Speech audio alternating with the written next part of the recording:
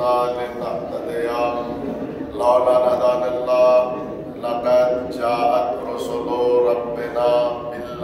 28 صفر 1447 سن ہجری رواق غدیر حرم مولا امام علی بن موسیٰ رضا علیہ السلام میں ہم لوگ موجود ہیں۔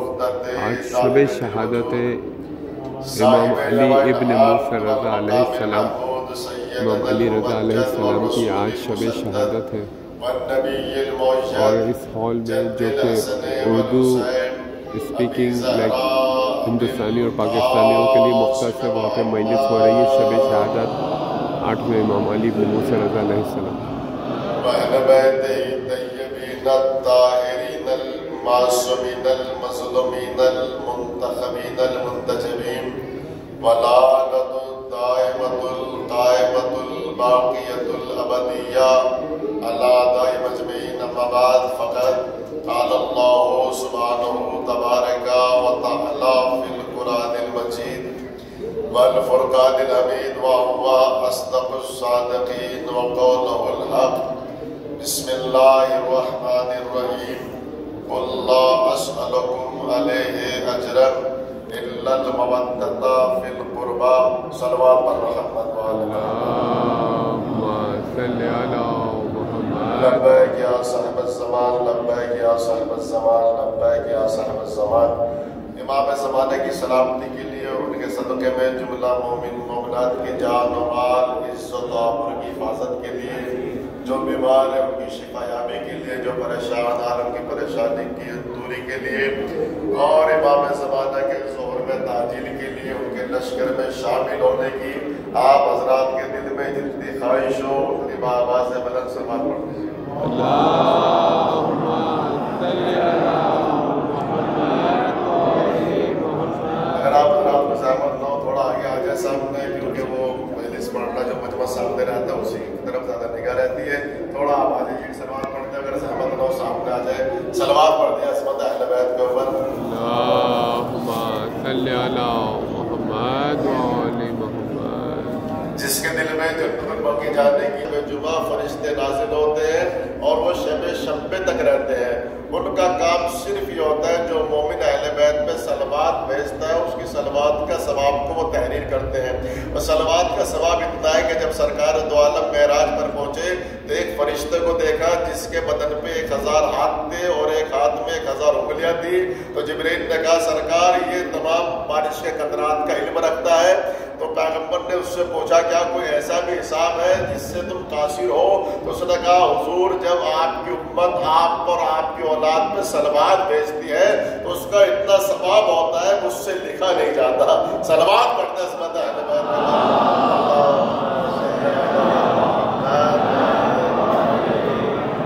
یہاں تک کہ روایت میں آیا ہے کہ صلوات کی عظمت کیونکہ بہت سارے لوگ گفتگو فرمائی اور امام حسن کا ذکر کیا۔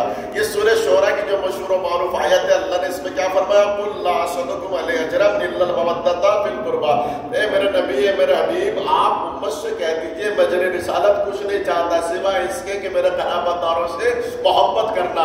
تو حضور نے کوئی مال و دولت کا مطالبہ نہیں کیا، جو زمین و جائیداد کو نہیں مانگا، بالکل کیا مانگا؟ ایک آسان سی چیز، وہ ہے محبت اہل بیت۔ توجہ فرما رہے۔ اب یہ محبت میرے عزیزو آپ زیارت کرنے کے لیے قافلے موجود ہے، بہت سارے لوگ ایسے ہیں جنہیں آپ پہلی بار دیکھتے ہیں لیکن قافلے میں آپ کو ان سے محبت ہو جاتی ہے، بھائی کو بھائی سے محبت ہوتی ہے، ماں کو اپنی اولاد سے، اولاد کو ماں باپ سے، دوست کو دوست سے محبت ہوتی ہے۔ تو محبت کوئی بڑی چیز تو نہیں تھی، تو حضور نے کیا مانگا؟ مال و دولت مانگا۔ کچھ لوگ سمجھ رہے شاید پیغمبر مال و دولت مانگیں گے اور زر مانگیں گے، انہیں یہ نہیں خبر جن کا غلام ابو ذر ہو وہ زر لے کے کیا کرے گا؟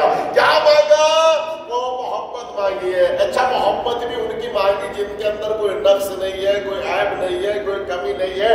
آپ کیونکہ محبت کے بھی اصول ہوتے ہیں، آپ جس سے محبت کرتے ہیں اس کے بھی قانون اصول ہوتا ہے، آپ کا ذہن جیسا ہوتا ہے ویسا محبوب بنا لیتے ہیں۔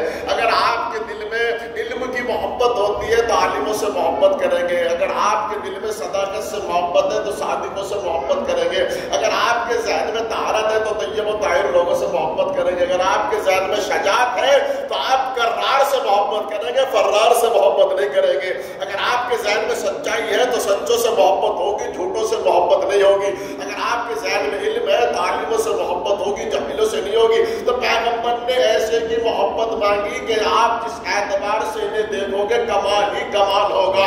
اگر علم کے اعتبار سے دیکھو گے ان سے بڑا کوئی عالم نہیں ملے گا. اگر علم کے اعتبار سے دیکھو گے ان سے بڑا کوئی حلیم نہیں ملے گا. اگر شجاعت کے اعتبار سے دیکھو گے ان سے بڑا کوئی شجاع و ذائقہ و غضنفر نہیں ملے گا. اگر سخاوت کے اعتبار سے دیکھو گے ان سے بڑا کوئی سخی نظر نہیں آئے گا.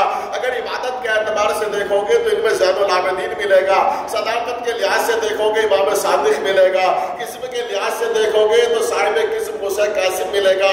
حجت کے لحاظ سے دیکھو گے تو رضا نظر آئے گا. تقوی کے لحاظ سے دیکھو گے تو محمد تقی نظر آئے گا. پاکیزگی کے لحاظ سے دیکھو گے تو علی نقی نظر آئے گا. احمد کے لحاظ سے دیکھو گے تو عسکری نظر آئے گا. عصمت کے لحاظ سے دیکھو گے تو معصومین نظر آئیں گے. دنیا میں عالم تو بہت سارے ملیں گے لیکن اپنے علم پر اللہ سے آیت منگوا لینا یہ بڑی بات ہوتی ہے. جب اہل بیت کے علم کی بات آئی تو اللہ نے علی کے سر پہ تاج کل کفا رکھ کر کہا کل کفا باللہ شہیدا بینی و بینکم ومن عنده علم الکتاب. پیغمبر یہ کافر کہتے ہیں آپ کی رسالت کے بارے میں تو ان سے کہہ دیجئے میری رسالت کے لیے اللہ کافی ہے اور وہ کافی ہے جس کے پاس پوری کتاب کا علم ہے. تو پوری کتاب کا علم کس کے پاس ہے؟ علی کے پاس ہے. تو دنیا میں عالم ہونا اور بات ہے, علم پر اللہ سے تعریف کرا لینا یہ اور بات ہے. دنیا میں آپ کو شجاع اور بہادر نظر آئیں گے لیکن میرے عزیزو اہل بیت ایسے شجاع ہے جب یہ تلوار چلاتے ہیں تو قرآن کہتا ہے کانکم بنیاد مرصوص, یہ تو سیسا پلائی ہوئی دیوار ہے. ان کی شجاعت پہ بھی آیت آتی ہے, ان کے علم پہ بھی آیت آتی ہے. جب طاقت کی بات آئی تو دنیا میں پاک و پاکیزہ تو بہت ملیں گے لیکن آیت تطہیر ان کی شان میں نازل ہوئی ہے. یعنی جب اللہ نے ان کی طہارت کو دیکھا تو فرمایا انما یرید اللہ لیذهب عنکم الرجس البیت ویطہرکم تطہیرا. ان کی طہارت کی ضمانت اللہ نے لی, پروردگار عالم نے لی. دنیا میں سچے تو بہت ملیں گے لیکن اہل بیت کی صداقت جیسی کوئی صداقت نہیں ہے. دنیا میں سچے بہت ہیں لیکن اہل بیت ایسے سچے ہیں جن کی صداقت کا مباہلہ کا میدان گواہ ہے. اللہ نے کہا فقل تعالوا ندعو ابناءنا وابناءکم ونساءنا ونساءکم وانفسنا وانفسکم ثم نبتہل فنجعل لعنۃ اللہ علی الکاذبین. یعنی ایسے سچے جن کی صداقت کی گواہی دشمنوں نے دی, آیت نے دی. اور اللہ نے کہا یا الذین آمنوا اتقوا اللہ وکونوا مع الصادقین. اے ایمان لانے والوں تقوی اختیار کرو اور سچوں کے ساتھ ہو جاؤ. سچے کون ہیں؟ اہل بیت اطہار ہے. اور جب ان کی سخاوت کی بات آئی تو اللہ نے سورہ دہر کا نازل کر کے بتا دیا یطعمون الطعام علی حبہ مسکینا و یتیما و اسیرا. یہ صادق بھی ہے, یہ کریم بھی ہے, یہ شجاع بھی ہے, بہادر بھی ہے. تو اللہ کے رسول نے ان کی محبت کا مطالبہ کیا. ان کی محبت کا مطالبہ کیا. اہل بیت حسن و حسین دونوں کے دونوں معصوم ہیں, دونوں کے دونوں جوانان جنت کے سردار ہیں. ایسے بچے کبھی امام علی پیغمبر نے بن دیکھا تو فرمایا الحسن والحسین سیدہ شباب اہل جنہ. حسن و حسین جوانان جنت کے سردار ہیں. کبھی فرمایا الحسن و حسین امامان القعبہ وقعدہ. حسن و حسین دونوں امام میں بیٹھ جائے تو امام, کھڑے ہو جائے تو امام. ان کی امامت میں شک نہ کرنا. اگر ان میں کوئی صلح کرے تو بھی امام, جنگ کرے تو بھی امام. اب میرے عزیزو بہت سے لوگ یہ کہتے ہیں حسن کے مزاج میں نرمی تھی صلح کر لی, حسین کے مزاج میں گرمی تھی اس لیے جنگ کر لی. انہیں یہ خبر نہیں دونوں بھائی معصوم ہے, دونوں پیغمبر کی آغوش کے پروردہ ہے, دونوں زہرا کی آغوش کے پروردہ ہے, دونوں علی مرتضیٰ کے وارث ہے, دونوں جوانان جنت کے سردار ہے, دونوں امام ہے, دونوں معصوم ہے. تو لہٰذا اگر حسن کی جگہ حسین ہوتے تو وہ بھی صلح کرتے اور حسین کی جگہ پہ حسن ہوتے وہ بھی جنگ کرتے. کیونکہ امام اور معصوم وہی کرتا ہے جو اللہ چاہتا ہے, جو پروردگار عالم چاہتا ہے. اب آپ سے مجھے ایک سوال یہ ہے, اللہ نے پروردگار نے جب ابراہیم نار نمرودی میں گئے تو قرآن میں فرمایا یا نارو کونی بردا و سلامت علی ابراہیم. اے آگ ابراہیم پہ گلزار ہو جا, ٹھنڈی ہو جا. اور فرعون کے دربار میں موسیٰ کے ہاتھ پہ ایک انگارہ آیا, ہاتھ کیا ہو گیا؟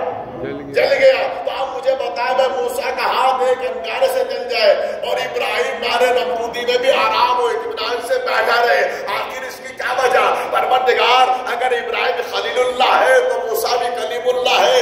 ابراہیم بھی نبی, موسیٰ بھی نبی, وہ بھی پیغمبر, یہ بھی پیغمبر, وہ بھی رسول, یہ بھی رسول, وہ بھی مرسل, یہ بھی مرسل, وہ بھی معصوم, یہ بھی معصوم. پروردگار یہ کیا وجہ ہے ایک نبی کو تو آگ سے بچاتا ہے اور دوسرے نبی کو آگ میں جلا دیتا ہے؟ اس کی کیا وجہ؟ کیا تجھے خبر نہیں؟ ہم یہ چاہتے ہیں ہمارا نبی بچے، چاہے آگ گلزار ہو کے بچے یا آگ میں جل کے بچے۔ میں توجہ فرمائیے گا، ہمارا نبی بچے۔